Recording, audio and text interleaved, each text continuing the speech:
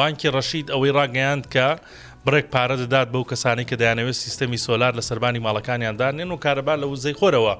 وەربگرن. لە هەرێمی کوردستان ئەمە نەبوو، بەڵام ئێستا بانکی جیهان لە هەولێر ئەوەی ڕاگەیاندووە بە هەماهەنگی لەگەڵ بانکی ناوەندی عێراق بڕیاریان داوە بڕی 30 ملیۆن دینار بدەن بە هەر فەرمانبەرێک لە کەرتی تایبەت یاخود کەرتی حکومی کە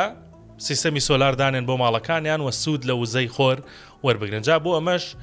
تەنیا بۆ فەرمانبەران نییە، بۆ پرۆژەکان و بۆ کۆمپانیاکانیشە، بۆ ئەوان ملیارێ تا ملیارێ دینار دەتوانن وەرگرن و سوود لەو بابەتە وەربگرن. جا مەرجیان هەیە، کۆمەڵی مەرجیان هەیە بانکی جیهان، مەرجەکانیان بڵاو کردوێتەوە. دوێنێ یەکێک لە بانکەکە قسەی بۆ 964 کردووە، وتی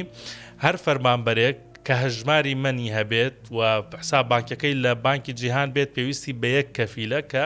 موچەکەی ئەوش هەژماری منی هەبێت و لە بانکی جیهان بێت 800,000 دیناریش کەمتر نەبێت، ئەوە بڕی 30 ملیۆن دیناری دەدەنێ بە دڵی خۆی، چەندێکەوێت تا 30 ملیۆن دیناری دەدەنێ بۆ ئەوی بتوانێت سوود لە سیستەمی سۆلار وەربگرێت و کاربا لە وزەی خۆرەوە وەربگرێت. و ئەگەر کەفیلەکەی لەسەر بانکی جیهان نەبوو، هەژماری منی لە بانکی جیهان نەبوو، ئەوە دەبێت 2 کەفیل بهێنێت و بڕی 10 ملیۆن دینار وەردەگرێت بۆ بابەتە.